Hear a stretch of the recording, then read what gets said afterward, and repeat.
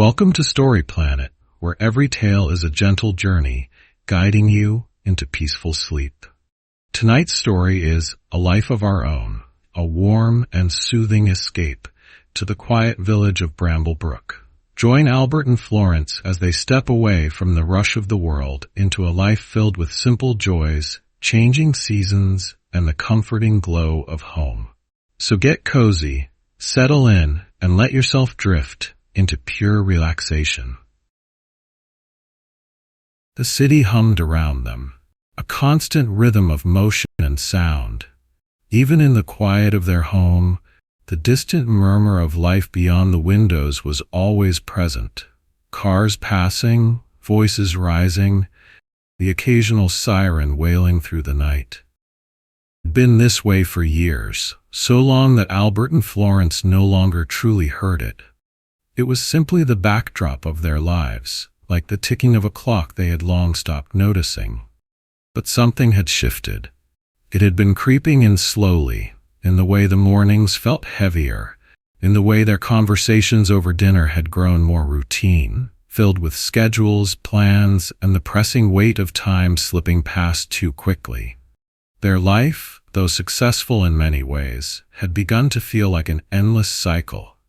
Work, sleep, repeat. The days blurred together, marked only by deadlines and obligations. Then, one evening, Florence asked a question that would change everything.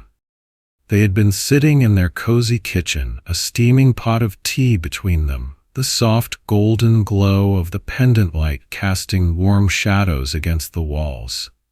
The rain outside tapped gently against the window, a quiet contrast to the world beyond. Albert had just finished sorting through the day's emails when Florence set down her cup with a thoughtful look. "What if we just stopped?" she asked softly. Albert looked up from his tablet, puzzled. "Stopped what?"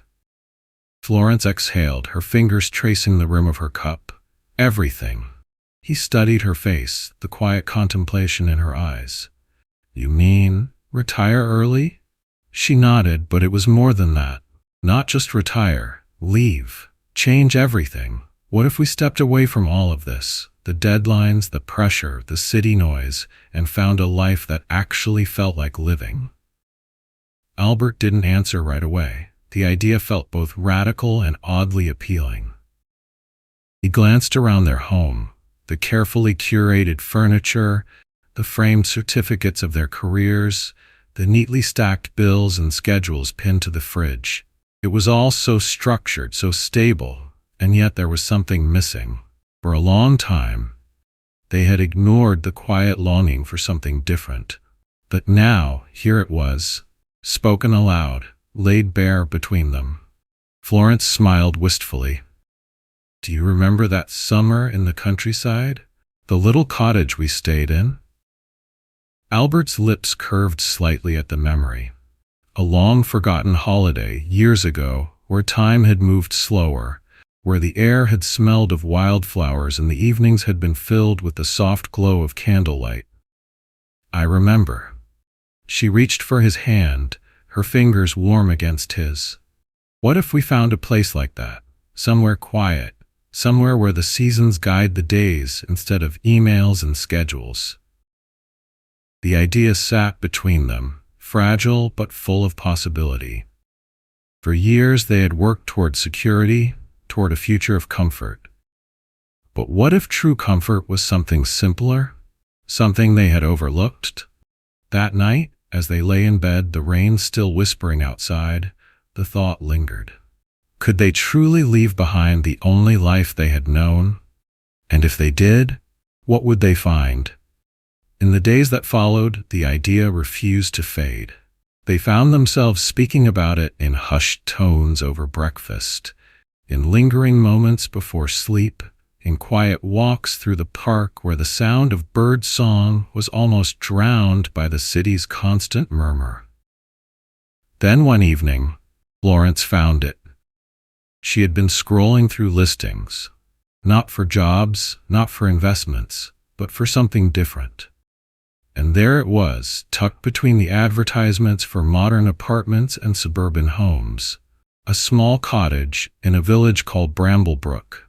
The name alone felt like a whisper of something long forgotten. She clicked the listing. The pictures were simple: an ivy-covered stone cottage, a wooden door painted the color of summer skies, a garden wild with blooms, a brook winding lazily nearby. It looked untouched by time, as if the world had hurried forward while this place had remained still, waiting for them. Albert leaned over her shoulder, silent as he took in the images. The description spoke of a quiet village, a close-knit community, a place where seasons were celebrated, where life moved gently, like the flow of the brook itself. Neither of them spoke, but something in the air shifted. The idea was no longer just an idea. It was taking shape, drawing them forward like the pull of the tide. The next weekend, they visited. Bramblebrook was everything they had imagined and more. The moment they stepped out of the car, the air smelled of earth and fresh rain, of lavender and distant wood smoke. The village was nestled in a valley, its cottages tucked along winding paths, each one with a garden brimming with color. A small bakery stood at the corner, its windows fogged from the warmth inside. An old stone bridge arched over the brook, its waters shimmering beneath the afternoon sun. They wandered through the village in a quiet awe, greeted by smiles from passing strangers, by the sound of birdsong instead of traffic. And when they reached the little cottage, the one from the listing, it felt as though they had already come home. The wooden door creaked slightly as they stepped inside. The air was cool, carrying the scent of aged wood and something floral, like lavender, lingering in the walls. The fireplace stood empty, but full of promise. The kitchen, though small, had a window overlooking the garden, where roses and wild thyme grew unchecked. Albert turned to Florence, seeing the quiet wonder in her eyes, the way her shoulders had softened, the way she exhaled like someone letting go of something they hadn't realized they were holding on to. "We could make this work," he said, his voice gentle but certain. She smiled, her fingers brushing the worn wooden counter. "We could." And just like that, the decision was made. Not in a rush, not in a moment of fleeting whimsy, but in the quiet certainty that sometimes life calls for a change. Not because what came before was wrong, but because something new is waiting, something softer, something that feels like coming home. As they stepped outside, the sun dipped lower, casting golden light over Bramblebrook. The brook murmured, the village exhaled, and for the first time in a long time, so did they. Tomorrow they would begin again. But tonight, they would dream of lavender fields and slow mornings, of fresh-baked bread and misty dawns, of a life waiting to unfold in the heart of Bramblebrook. The day they left the city, the air felt different, lighter, as if the weight of all those years of deadlines and obligations had loosened its grip, drifting away with each mile that carried them closer to Bramblebrook.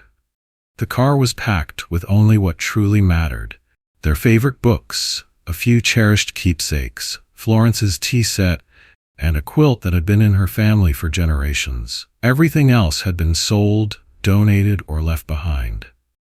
They had spent years gathering things, believing that possessions would fill the spaces within them. But now, as they drove toward their new life, it was not what they owned that mattered, but what lay ahead. Bramblebrook greeted them in the golden light of late afternoon. The village stretched out before them like something from an old painting, its cottages nestled among rolling hills, their chimneys releasing wisps of smoke into the cool autumn air. The brook, true to its name, wound lazily through the landscape, its waters glinting in the soft sunlight. Their new home stood at the edge of the village, but unlike the others, it was surrounded by fields that stretched in every direction. The cottage itself, though simple, had an undeniable charm. It had no name when they found it, standing in quiet solitude amid its overgrown gardens and unkempt meadows. Every wall held wide windows, framing views so beautiful they looked like paintings. Rolling hills in the distance, golden fields swaying with the breeze, a patchwork of wildflowers that had grown untamed with time. As they stepped out of the car, the scent of fresh earth and distant wood smoke wrapped around them. Florence closed her eyes for a moment, breathing it in. For the first time in years, she felt still. Albert turned the key in the lock, and the wooden door swung open with a soft creak. The air inside was cool and carried the faint scent of lavender and aged wood.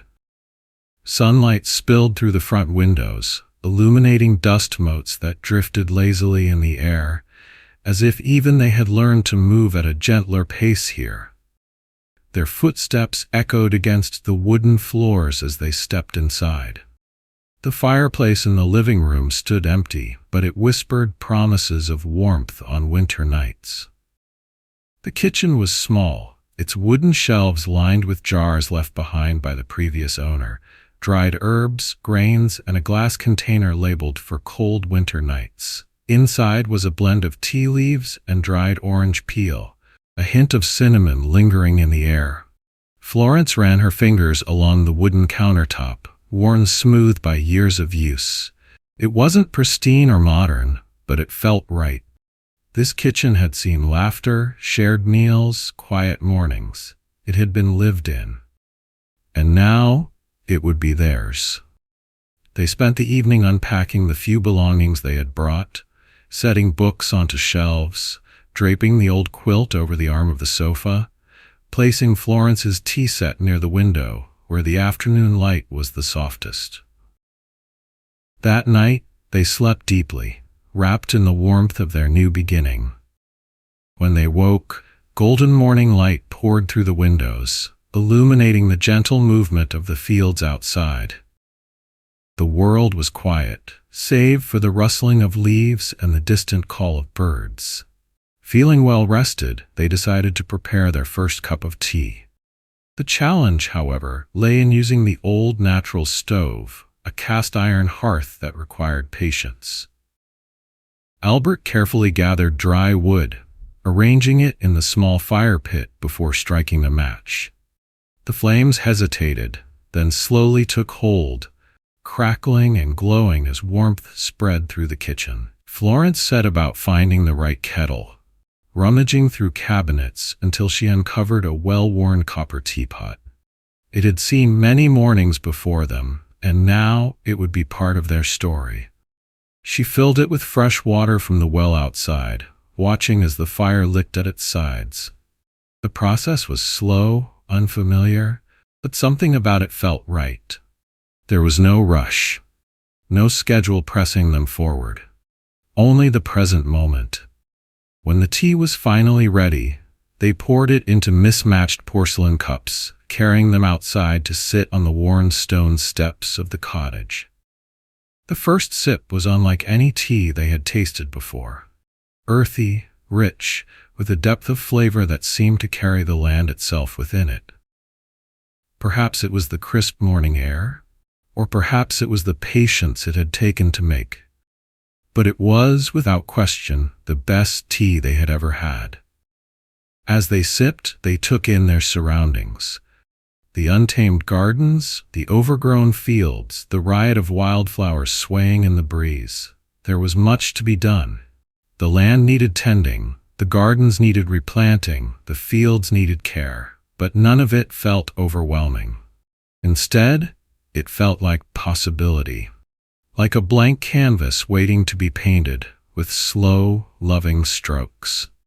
As the sun dipped behind the hills that evening, painting the sky in hues of peach and lilac, Albert carried in another bundle of wood from the small stack outside. He knelt by the fireplace, carefully arranging the logs before striking a match. The flame flickered, then grew, casting warm shadows against the walls. Florence curled into the armchair by the fire, a steaming cup of tea cradled in her hands. She watched as the flames danced, their glow reflecting in Albert's eyes as he settled onto the sofa beside her. Neither of them spoke for a long while. There was no need. The silence wasn't empty, it was full. Full of possibility, of contentment, of the gentle hum of a new beginning. Outside, the village exhaled in the quiet hush of twilight. The brook murmured, the leaves rustled in the breeze, and somewhere in the distance, a lantern flickered in a cottage window. Tomorrow, they would begin the work of making this place truly their own. There would be gardens to plant, firewood to stack, and villagers to meet. But tonight they simply sat in the warmth of their new home, letting the moment settle around them like a soft and familiar embrace. "This place," Florence murmured after a while, her voice barely above a whisper, "it feels like a dream." Albert nodded, his fingers tracing patterns on the armrest. "Then that's what we'll call it." And so, their nameless cottage became the dream. For the first time in years, they had nowhere to be but here. And it was enough.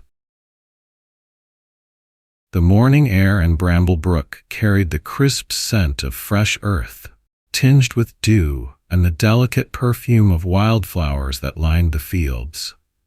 Florence stepped outside, wrapping her shawl tightly around her shoulders as the golden sunrise stretched across the rolling hills.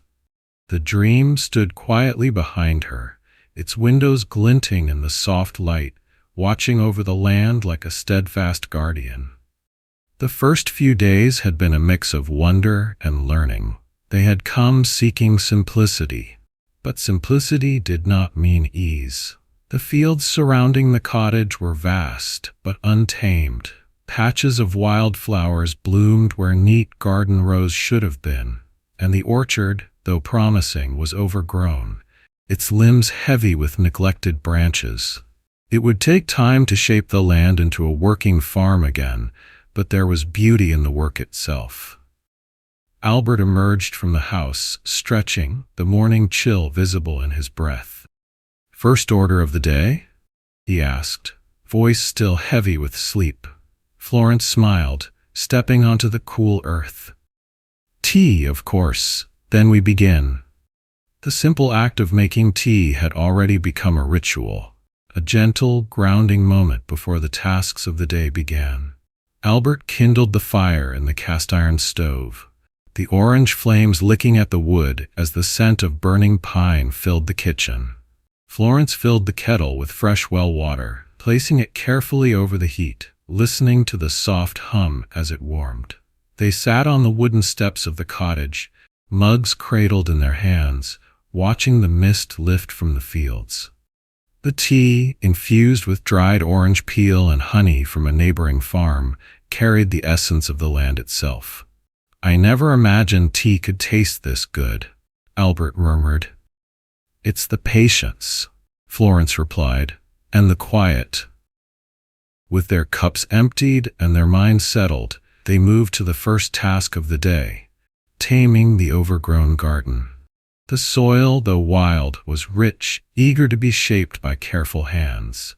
Florence knelt among the tangled plants, fingers trailing through the earth, as Albert brought over wooden stakes and tools they had gathered from the village. The villagers had been welcoming, offering baskets of bread, jars of preserves, and sage advice about the land. Mrs. Whitmore, the elderly woman who ran the bakery, had sent them home with fresh honey oat bread and a tin of spiced biscuits. "For when the work is done," she had said with a knowing smile. The kindness of the village made the transition feel natural, as if they had always belonged here. Hours passed in the quiet rhythm of the work, the careful pulling of weeds, the turning of soil, the slow arrangement of seedlings in neat rows. Florence planted lavender and rosemary by the front door, imagining the scent filling the summer air. Albert worked on clearing the orchard, trimming the branches, and rescuing forgotten apple trees that had grown wild with time. As the sun climbed higher, they paused for lunch, resting under the shade of an old oak tree. Bread, cheese, and fresh tomatoes made for a simple but satisfying meal. The breeze whispered through the branches, carrying with it the soft hum of bees drifting lazily between blossoms. By late afternoon, the first hints of their work were visible. The garden rose neatly arranged, the orchard no longer lost to tangled branches. It was a small start, but it was theirs. The next few days followed a similar rhythm.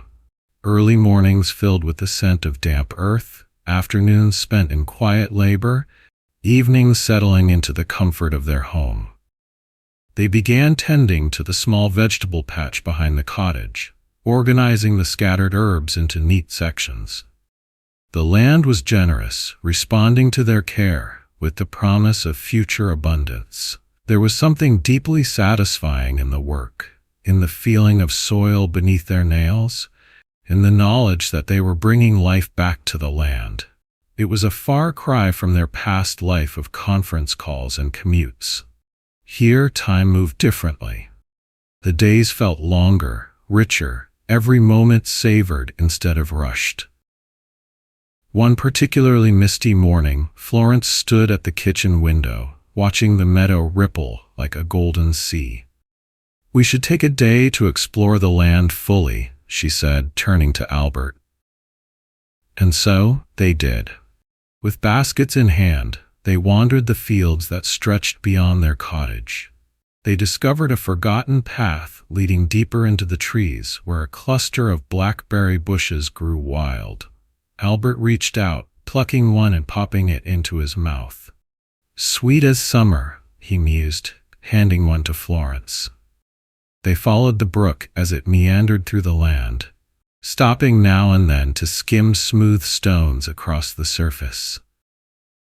As they walked, they imagined the potential, perhaps a greenhouse one day, or a small beehive near the orchard. The land had stories to tell, waiting for hands willing to listen. Evenings in the dream had become their favorite part of the day. The fire crackled warmly in the hearth, casting soft, golden light onto the stone walls. The scent of rosemary and thyme from Florence's stew drifted through the cottage, mingling with the wood smoke.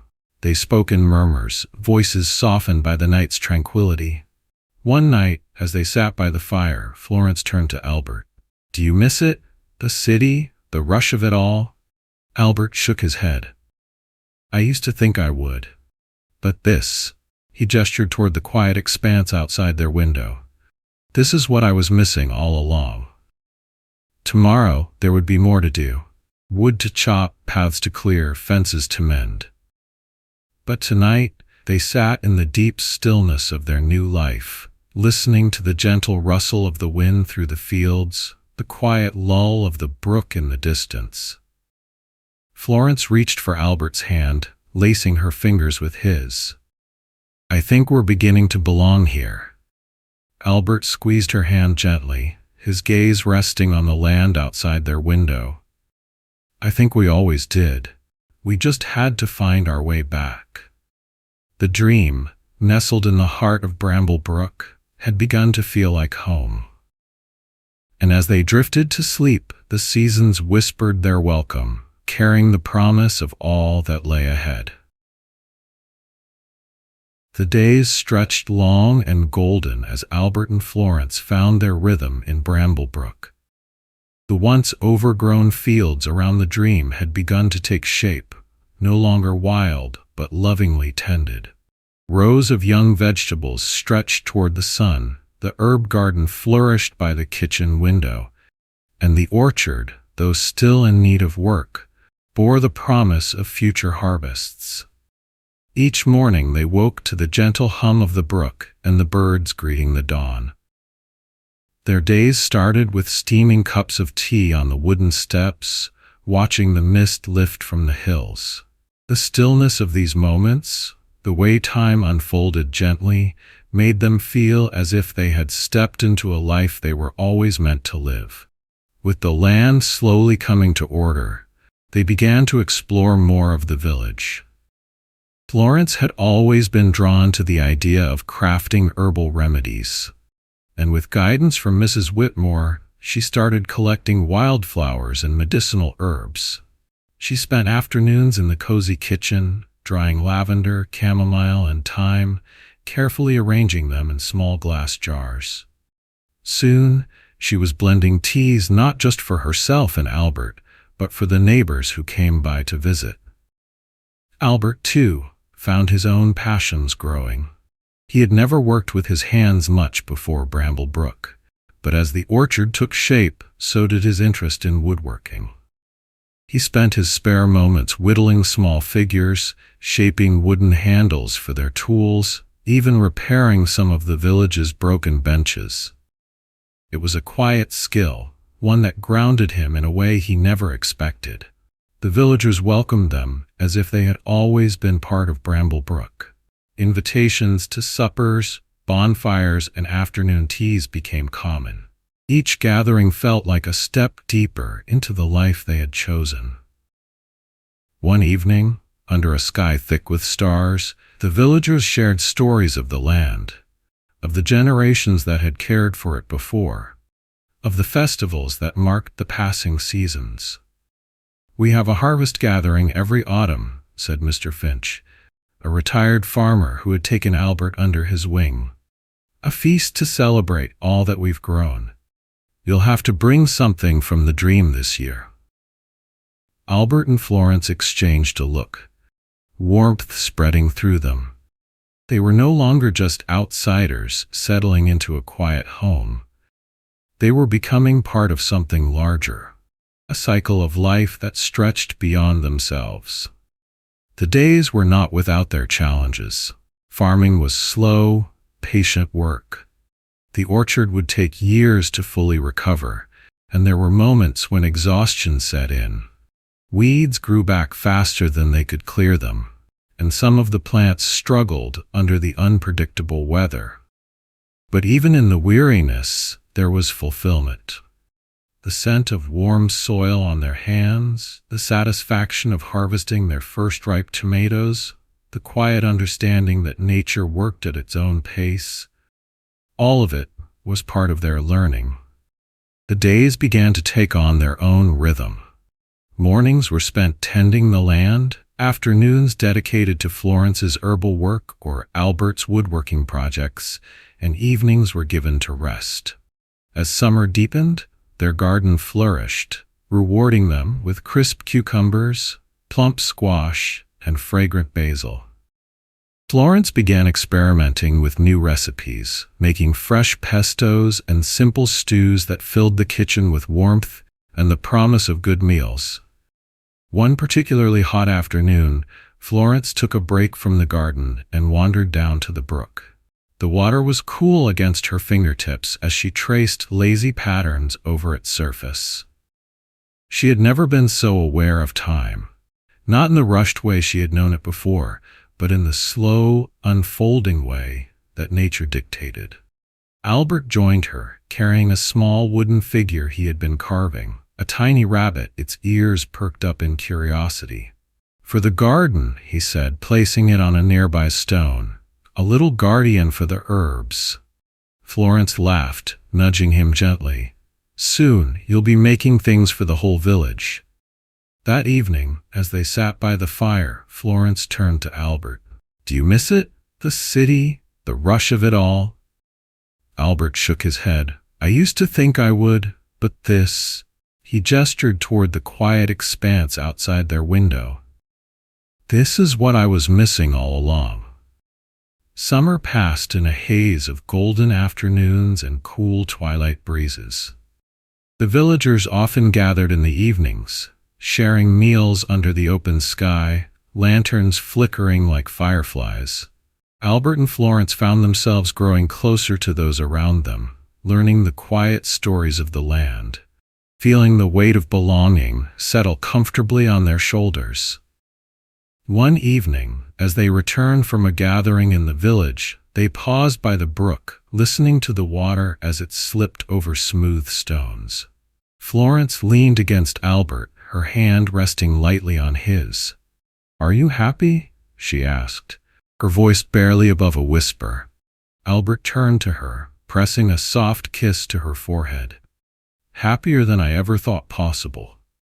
And in the golden glow of the fading summer sun, they stood together, knowing that Bramblebrook was no longer just a place they had moved to. It was home. As autumn approached, the fields would change again, and they would find themselves preparing for new work, new celebrations. But for now, they lingered in the warmth of late summer, in the soft hush of the land they had come to love, in the quiet certainty that they were exactly where they were meant to be.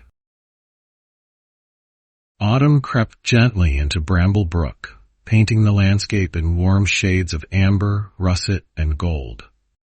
The air carried the crisp scent of fallen leaves, mingled with the comforting aroma of wood smoke curling from chimneys. The village itself seemed to embrace the change, preparing for the slower, cozier days ahead. At the Dream, Albert and Florence felt the shift deeply. The mornings had become cooler, and their daily routines adjusted to the season's quiet demands. Each morning, they wrapped themselves in thick woolen shawls before stepping outside to gather apples from the orchard or check the progress of their pumpkins and squash. The fields, once bright with summer's wildflowers, now stood in restful stillness, waiting for the cold months to arrive. One particular morning, Florence stood at the kitchen window, watching the mist roll across the hills, swirling in gentle waves as the sun slowly burned through it. She turned to Albert, who was stacking firewood by the hearth. "We should make something warm today, something slow-cooked and rich," she suggested. Albert dusted off his hands. "A stew?" he offered. Florence nodded. "A stew, and fresh bread, something that will fill the cottage with the scent of home." She gathered ingredients from their small pantry, carrots, onions, potatoes, and sprigs of rosemary and thyme from the herb garden. The rhythmic chopping of vegetables became a soothing background sound as Albert prepared the fire. The pot hung over the open flame, filling the kitchen with warmth as the flavors slowly deepened. As the stew simmered, they sat at the table savoring the rare moment of stillness. "We've come so far," Florence murmured, running her fingers over the worn wooden surface. "This life, it's nothing like before. But it feels like we were meant to be here." Albert reached for her hand. "Because we were." The afternoon was spent in quiet labor. Florence kneaded dough, enjoying the way the flour dusted her fingertips, while Albert worked outside, securing the last of the harvested wood. The days were growing shorter, and soon the fire would burn nearly constantly, chasing away the deep chill of winter. They spent part of the afternoon in the orchard, picking the last of the apples before the first frost. The crisp fruit filled their baskets, their fingers growing pink from the chilly air. Florence smiled, recalling childhood memories of apple picking with her grandmother.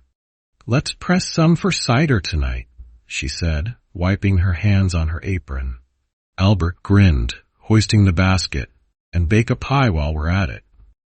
Back in the warmth of the Dream, they worked side by side. Albert chopping apples, Florence rolling out the pastry. The kitchen smelled of cinnamon and nutmeg, the comforting spices blending with the scent of the baking crust. As the pie browned in the oven, Albert set up the old cider press in the barn. The rhythmic turning of the handle, the slow trickle of golden liquid into the pail, felt almost meditative. By evening, they sat before the fire, sharing warm slices of apple pie with mugs of fresh cider. The cottage glowed with candlelight, the air thick with the comfort of autumn's embrace. Outside, the wind whispered through the trees, carrying the scent of earth and fallen leaves through the village. As the night deepened, Florence took out the knitted scarf she had been working on for Albert. The rhythmic movement of her hands, the soft click of the needles, and the warmth of the fire made her feel as if she had stepped back in time. She glanced at Albert, who was carving a small wooden fox, his focus quiet and content. "Do you ever think about how different life used to be?" she asked softly. Albert paused, rubbing his thumb over the grain of the wood. "I do, but I wouldn't trade this for anything. There's something real about working with your hands, about knowing that what we have, we've built ourselves." Florence smiled, setting aside her knitting for a moment. "I feel the same way." The next morning, the village stirred with excitement. It was the day of the annual harvest festival, a gathering that brought everyone together in celebration of the season's bounty. Albert and Florence loaded their cart with jars of preserved fruit, bundles of dried herbs, and freshly baked honey-sweetened bread. As they made their way into the village square, the scent of roasted chestnuts and spiced cider filled the air. Long tables had been set up beneath the great oak in the center of the village, decorated with lanterns and garlands of dried wheat. Villagers bustled about, setting out steaming dishes of roasted squash, buttered rolls, and rich stews that had simmered for hours. Mrs. Whitmore greeted them with a warm smile. "Ah, there you are. Just in time. Your bread will go perfectly with the apple butter we made this morning."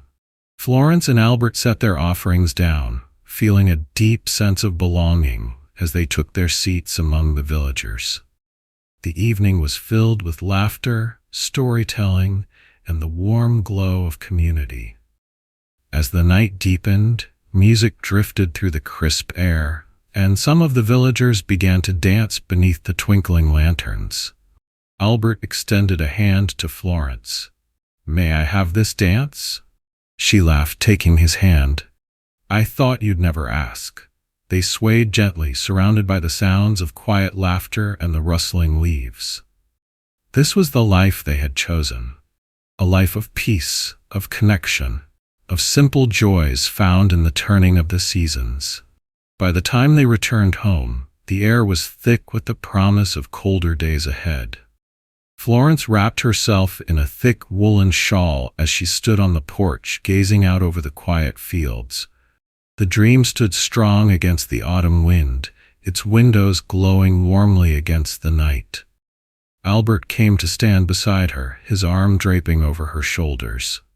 "Another season passing," he murmured. "And a new one beginning," Florence added. "I love how everything changes, yet everything feels right." Albert pressed a kiss to her temple. "That's because it is." They stepped inside, locking the chill out behind them. Tomorrow the firewood would need to be stacked, the blankets aired, and preparations made for winter's first frost. But for now, they rested in the warmth of their home, their hearts as full as the golden harvest they had gathered. As they drifted to sleep, the wind carried the distant sound of bells from the village, a quiet melody welcoming the season of rest. And in that moment, wrapped in warmth and love, they knew with certainty they were exactly where they were meant to be. Winter descended upon Bramble Brook with a quiet grace, transforming the village into a world of silver and white. Frost glistened on the branches of bare trees, and the brook slowed beneath a thin veil of ice. The air carried the scent of pine and distant wood smoke, a promise of warmth waiting inside every cottage. The dream, nestled at the heart of its fields, stood like a warm ember against the pale winter sky, its windows glowing softly against the chill of December's embrace. Albert and Florence had spent the last few weeks preparing for the cold season. Firewood was stacked high against the side of the cottage. Blankets were aired and layered, and the pantry brimmed with jars of preserved fruit, dried herbs, and hearty root vegetables. They had embraced the steady rhythm of winter's arrival, finding peace in the stillness it brought. Each morning, Florence would step onto the porch, her breath forming soft clouds in the crisp air. She would watch as the frost caught the morning light, painting the fields in delicate silver threads. The land, once so full of movement and growth, now lay in quiet slumber, resting beneath a blanket of snow. It was a time of waiting, of stillness, of reflection. Inside, the hearth crackled with a steady flame, filling the dream with a golden warmth. The scent of simmering broth often lingered in the air, mingling with the faint traces of cinnamon and clove from the dried oranges Florence had strung along the kitchen shelves. They found joy in the simplest of tasks, baking fresh loaves of bread, knitting by the fire, or reading aloud to one another as the snow fell softly outside. One particular morning, a knock sounded at their door, breaking the gentle silence of their home.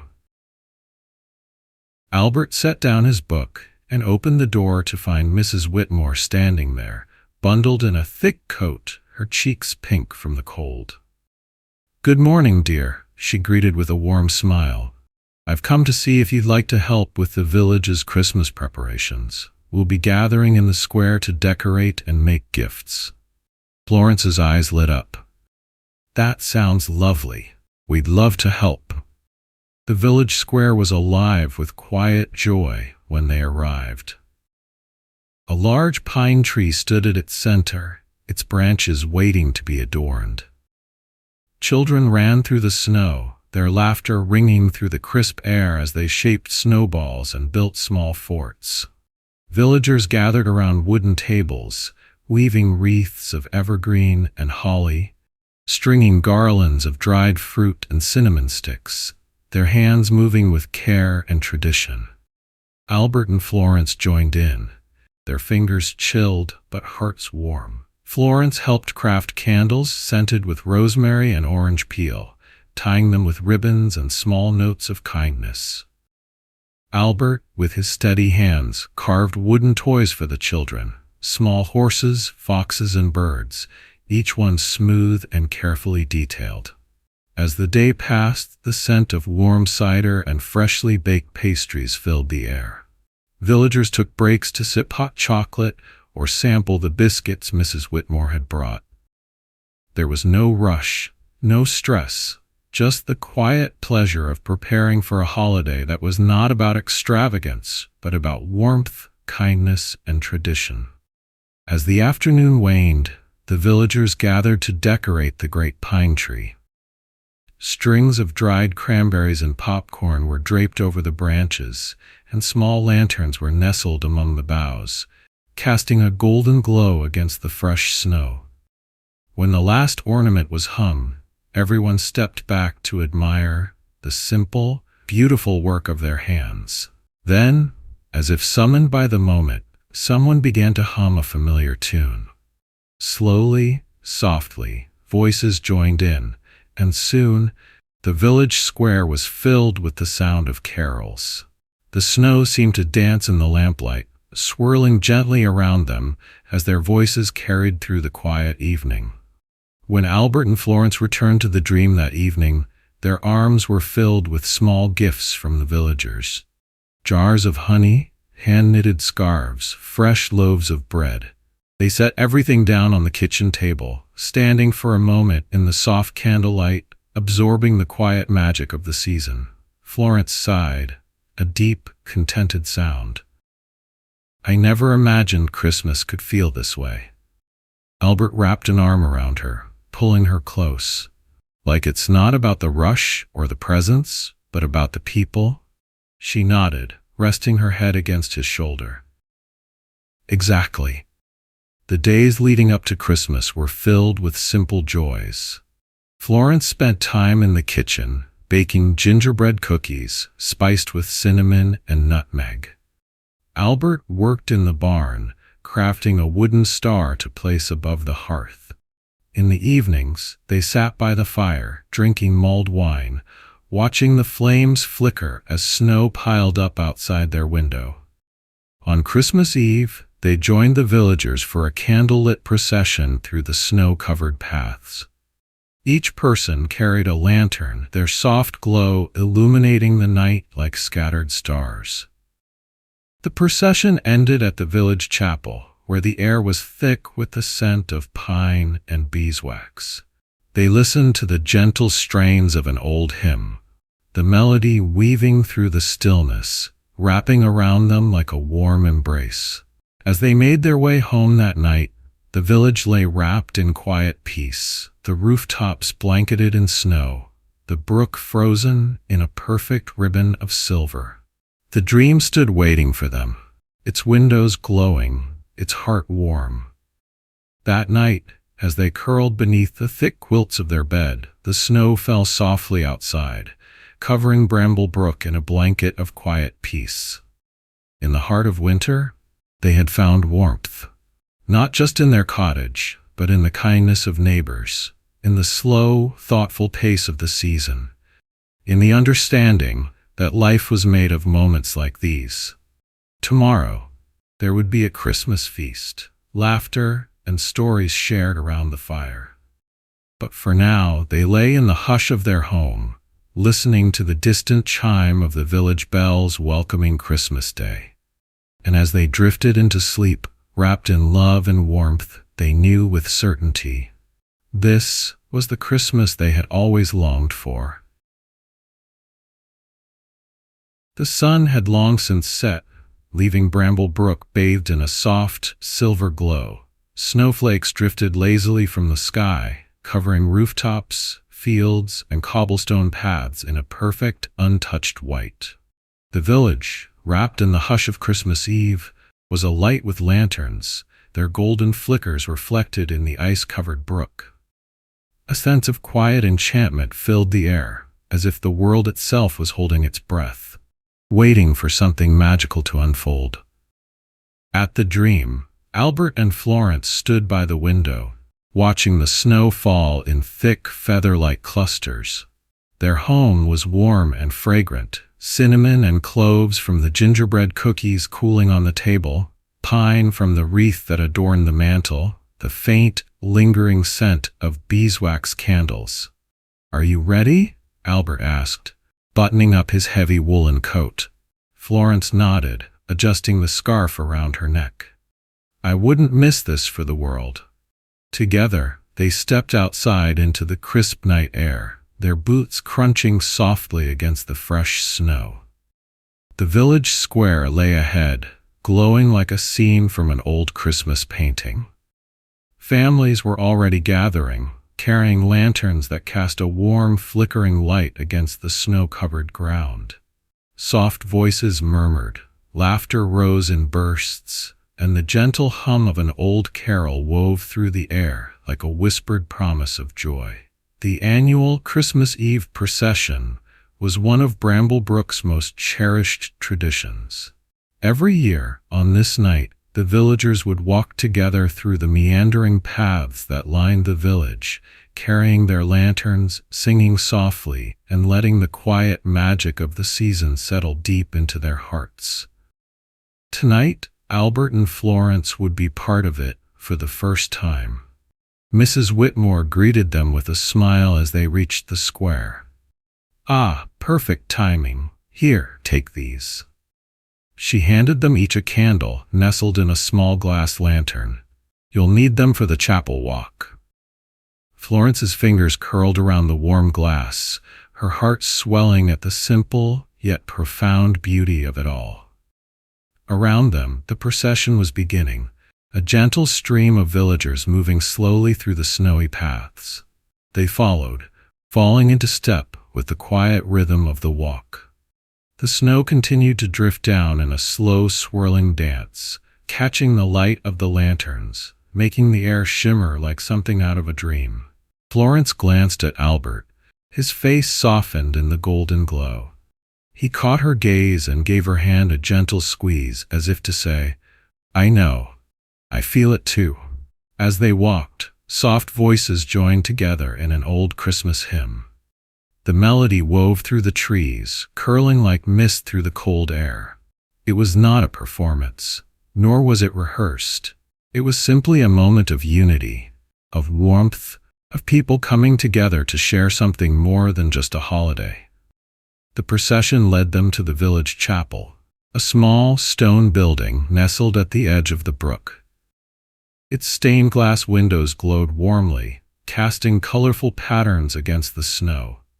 Inside, candles flickered on wooden pews, their flames swaying gently, filling the space with a soft, golden light. Florence and Albert took their seats among the villagers, listening as Mr. Finch, the village elder, stood at the front and spoke in a voice rich with time and memory. He did not read from a book or give a sermon. Instead, he shared stories of the village, of Christmases past, of love, kindness, and the quiet magic of the season. It was not about presents or grandeur. It was about presence, about truly being here, in this moment, with one another. Florence found herself blinking back tears, overwhelmed by the sheer beauty of it all. This was Christmas, she realized. Not the frantic rush, not the excess, but this. The hush of a snow-covered village, the warmth of lantern light, the sound of voices rising together in song, the feeling of Albert's hand in hers. When the service ended, they stepped back outside into the still, waiting night.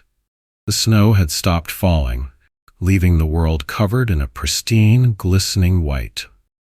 The brook murmured softly, the only sound in the deep quiet of Christmas Eve. Albert exhaled, watching his breath swirl in the cold air. It's like something out of a dream.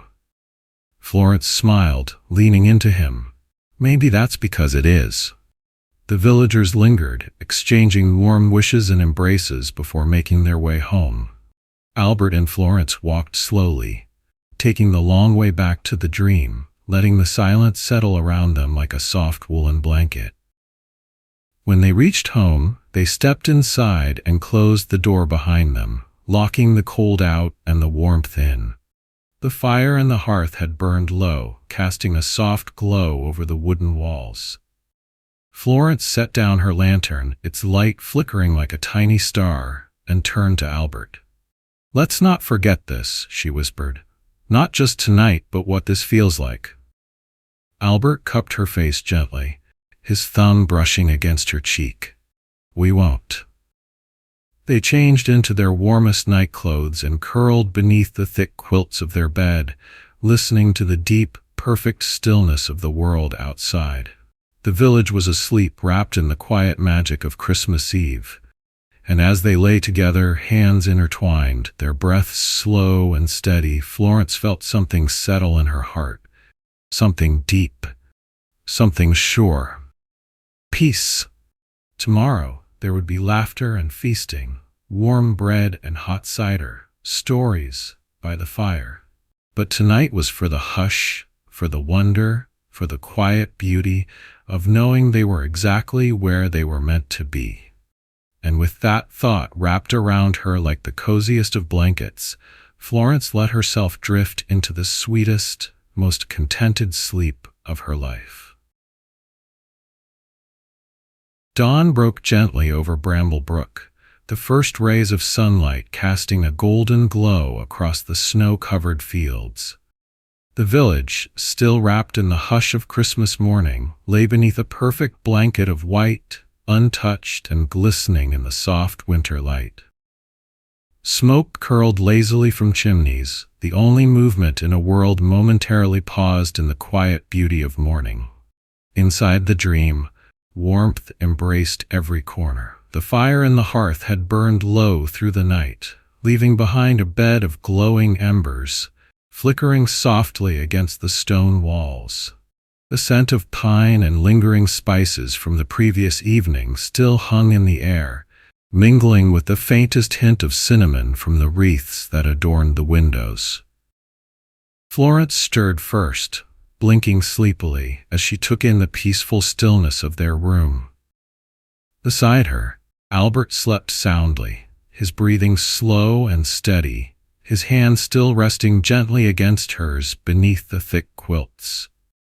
She smiled, savoring the moment before slipping quietly from the bed, wrapping a warm shawl around her shoulders. The wooden floors creaked softly beneath her feet as she padded into the kitchen, lighting a candle on the table before setting a kettle over the fire. The soft hiss of warming water filled the quiet air as she moved with slow reverence, unwilling to disturb the tranquility of the morning. Outside the window, the world glowed in the soft light of dawn. Frost clung to the edges of the window pane, its delicate patterns catching the light like tiny, frozen lacework. The brook, half frozen beneath a thin veil of ice, murmured faintly beneath the weight of winter. It was a moment of pure stillness, of deep and unshaken peace. As the kettle whistled, Albert stirred. Florence turned to find him leaning against the doorframe, his hair slightly tousled, a soft, sleepy smile on his face. "Merry Christmas," he murmured, his voice warm with the comfort of home. Florence smiled, handing him a steaming mug of tea. "Merry Christmas." They sat together at the wooden table, hands curled around their cups, watching the sun rise slowly over the fields. It was not a morning of rushed gifts or hurried plans. It was simply this: warm tea, the quiet glow of home, the deep comfort of knowing they had all they needed right here. After breakfast, they bundled up in thick coats and stepped outside, their boots crunching against the fresh snow. The village was beginning to stir now, soft voices and laughter drifting from nearby cottages. They wandered through the fields, breathing in the crisp air, their breath rising in soft clouds as they walked, hand in hand, through the gentle quiet of Christmas morning. As they reached the village square, they found it alive with quiet celebration. Children dashed through the snow, their laughter ringing through the morning air, while neighbors gathered, exchanging warm greetings and gifts wrapped in simple brown paper and twine. The scent of freshly baked bread drifted from Mrs. Whitmore's bakery, mingling with the crisp winter air. A small group had gathered by the great pine tree at the center of the square, their voices rising in an old carol, the melodies soft and warm. Albert and Florence stood for a long moment, letting the music wrap around them like an embrace. There was no rush, no hurry, just the quiet joy of the morning, the deep contentment of being here in this moment. By midday, the village feast was set. Long wooden tables, dusted lightly with snow, were adorned with steaming dishes, roast vegetables, fresh bread, spiced cider, and rich, warming stews. Neighbors shared laughter and stories, offering plates to one another, passing around fresh-baked pastries, pouring cups of warm mulled wine. It was not a grand feast of indulgence, but one of simple, heartfelt abundance, of people coming together, sharing what they had, knowing that in this they had more than enough. Florence and Albert found themselves seated beside familiar faces, surrounded by warmth, by stories, by the deep, resonant feeling of belonging. They had spent years chasing success, working toward goals that had felt important at the time. But here, in the golden afternoon light, with hands clasped around warm mugs, with the sound of gentle laughter and soft music in the air, they understood something deeper. This was success. This was happiness. Not in things, not in achievements, but in moments, in presence, in love. As evening fell, they made their way home beneath a sky dusted with stars, the village behind them glowing with candlelight and warmth. Snow crunched softly beneath their boots as they walked in silence, wrapped in the hush of night, in the deep, unshaken peace that only comes from knowing you are exactly where you are meant to be. Back at the Dream, they stepped inside, shaking off the cold, letting the warmth of their home embrace them. The fire flickered in the hearth, casting soft golden light against the walls, filling the space with a quiet, familiar glow. Florence sighed deeply, slipping off her coat and running her fingers along the worn wooden table, taking in every detail, the candle flickering on the mantel, the soft creak of the old floorboards, the scent of home, of Christmas, of everything she had ever dreamed of finding. Albert wrapped his arms around her from behind, resting his chin against her shoulder. "What are you thinking?" he murmured softly. She leaned into him, closing her eyes. "That I've never felt this light, this full." Albert pressed a kiss to the top of her head, his embrace tightening slightly. "Me too." They moved together in quiet reverence, lighting a few more candles, pouring 2 small cups of warm cider. They curled into the old armchair by the fire, wrapped in a thick blanket, the only sounds the crackling flames and the distant fading laughter from the village square. Florence let out a slow, contented breath. "I don't think I've ever been this happy." Albert smiled, lacing his fingers through hers. "Then let's stay like this." And so they did.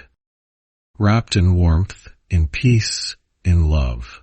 In the deep, still knowing that they had found what they had been searching for all along. As the last candle flickered low, and the fire softened into glowing embers, they drifted into sleep. The kind of sleep that only comes when every part of you is at rest, when there is nothing more to chase, nothing more to do, only to be. Outside, the snow fell softly, wrapping Bramble Brook in a perfect, silent white. And in the heart of it all, in the warmth of the dream, Albert and Florence slept, wrapped in the deepest, most beautiful peace of all, unspoken, divine contentment. Thank you for visiting Story Planet.